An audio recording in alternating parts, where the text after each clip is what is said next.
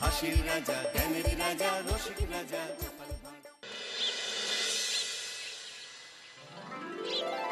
সত্যি এই বছর আমাদের কৃষ্ণনগরে ঠাকুর মুখ তুলে চেয়েছেন। হ্যাঁ মহারাজ, ধান একেবারে পরিপূর্ণ হয়েছে। তা কবে ধান কাটা হবে পুটির বাবা?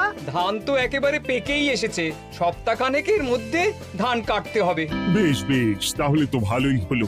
এই মাসের শেষের দিকেই তো নবাব বাহাদুরকে শস্যের খাজনা পাঠানোর কথা। হ্যাঁ মহারাজ, এবারে নবাব বাহাদুর খুশি হবে। ঠিক বলেছ গোপাল।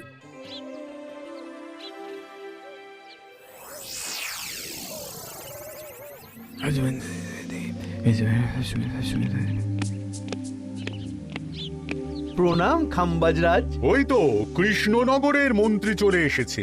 ও, এর কথাই তুমি বলেছিলে? হ্যাঁ, ওই রাজ্যের সব খবরাখবর আমায় দেয়। ইনি কে? ইনি হলেন জমিদার কেশকান্ত বর্মন, আমার রাজ্যেরই দক্ষিণ পশ্চিম গ্রামের জমিদার, আমার প্রিয় বন্ধু।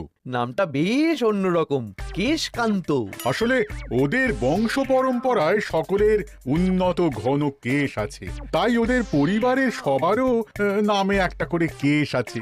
আমি খাম্বাজ রাজের সৌমিত্র এবং সুপরামর্শদাতা। কিছুদিন আগে আমার মাথায় খুব খুশকি হচ্ছিল, মাথার চুল পাতলা হয়ে আসছিল। কিন্তু আমার পরামর্শে একটা তেল মাখতেই মহারাজের মাথার চুল এখন ঘন হয়ে উঠেছে, আর কোনো সমস্যা নেই।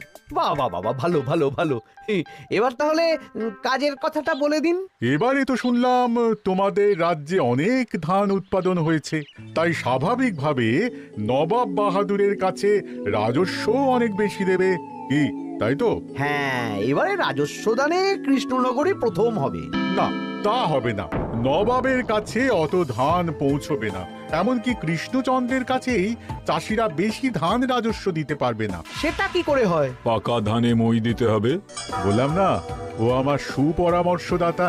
হ্যাঁ, আমার মন্ত্রীকে বাণিজ্যের কাজে বাইরে পাঠিয়েছি কিছুদিন, তাই কেশকান্ত মাঝে মধ্যেই আমার কাছে আসে, গল্পগুজব করে আর সুপরামর্শ দেয়। কিন্তু আমি কি করব? তুমি রাতের অন্ধকারে চাষিদের ধান জমিতে পাকা ধানে মই দিয়ে দাও, এমন ভাবে কাজটা করবে যাতে কাকপক্ষীতেও টের না পায়। আর তাতে আমার লাভ? প্রত্যেক বছর নবাব রাজস্ব দানে বিজয়ীকে 3000 মোহর দেয়, আমি তোমাকে তার থেকে 1000 মোহর উপহার দেব। 1000 মোহর? হ্যাঁ হ্যাঁ, যাও যাও যাও, কাজটা শুরু করে দাও। আচ্ছা।